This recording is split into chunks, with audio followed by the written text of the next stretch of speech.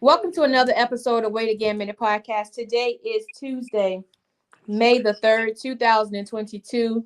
And tonight we have a young lady by name of Miss Miranda out of Louisiana. And she's on tonight to inform us on the situation that happened last night with her son as well as her daughter. Miss Miranda, how are you today? I'm doing fine, and yourself? Good. I'm doing good. I'm doing Y'all, good. both of y'all. Okay. um, so inform us on the issue that happened last night with Um, your kids. okay. From the beginning, my son had an attachment, but the police Okay. they were passing on the street maybe three, four or five times, and they didn't address the situation as they were looking for someone or looking for him. They addressed the Hmm. situation as someone called, kept stopping and asking, "Did anyone call 911?" So you're down Okay. the street. You're down the street, maybe four or five houses from where they're standing at, saying that someone called that saying that someone called the police. No one called the police. So they stopped. They stopped and talked to my son, which he had a warrant. They addressed Hmm. him. No, they didn't address him. He just went to the, not knowing they wanted him or anything, or not what was going to happen. So as seen him walking off, they called him. They didn't say, "Well, you're under arrest. You have a warrant. Put your hands behind your back." They just called him, and he was like, "What you want?" He was like, "Oh, I'm just checking on you to see if you're okay. Come see." So my son kept walking. As the police is approaching him, like just about almost running behind him, my son takes off running too. As my son is Hmm. running, he runs and he's tasing him. My son, he's tasing him, running between the trees and around other houses. I mean, trail. My son's back in the middle of the street. He walks into them and he surrenders. But kid, he's already tased with the taser.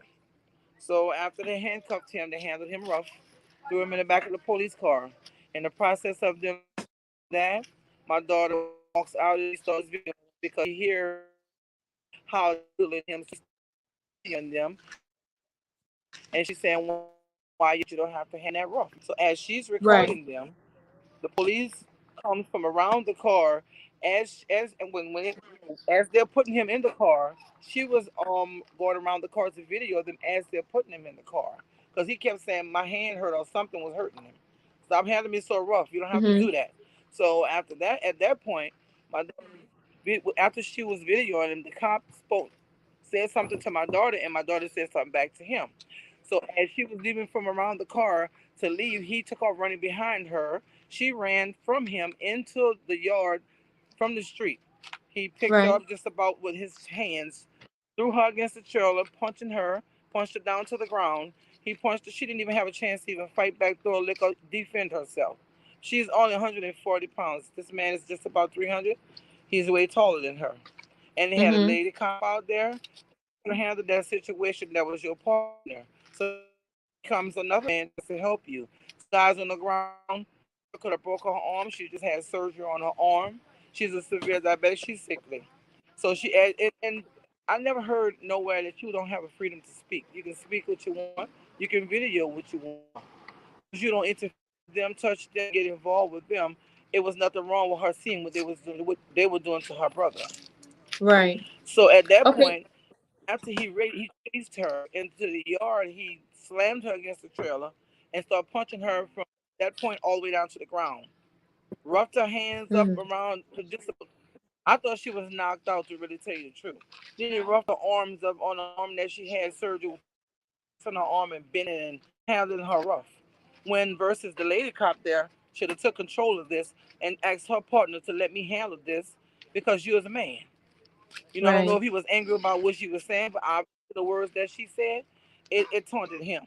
But he didn't have to do that to her, and that's the situation and the issue that I'm dealing with, and it plays a part in my mind over and over again because it's hurtful to see someone Right. handle your child like this. My child was handled in a proper way.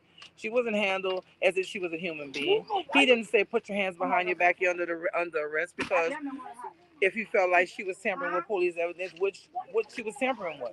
All she did was Hmm. video. She didn't threaten him. She didn't pose no threat to him, but he posed a threat to her. He could have broke her Right. back. He could have broke her neck. He could have broke her spine. I already helped my daughter with her two kids when she's sickly, and this was, She could have been the third person to have to help. And a lot of this stuff is swept under the rug and nothing is done about it. Right. Absolutely. Because in looking at the video, one of our viewers from Louisiana sent me the video, and I believe she said she was a cousin of your daughter.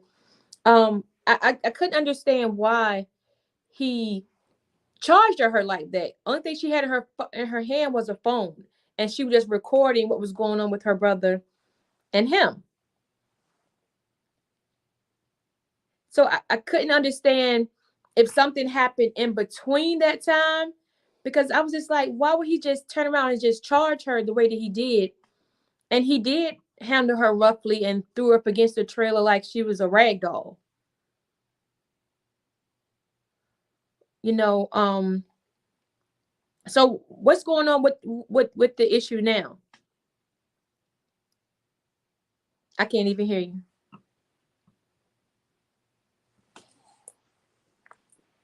Can you hear us, Miss Miranda?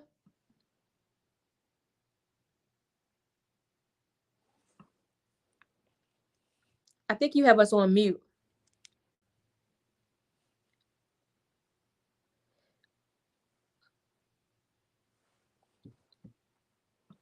Is your did you cut your volume down? I think we're on mute.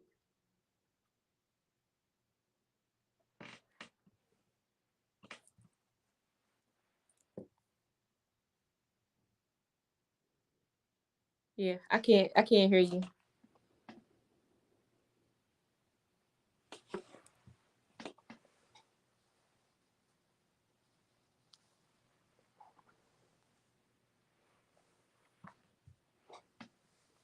Miss Miranda?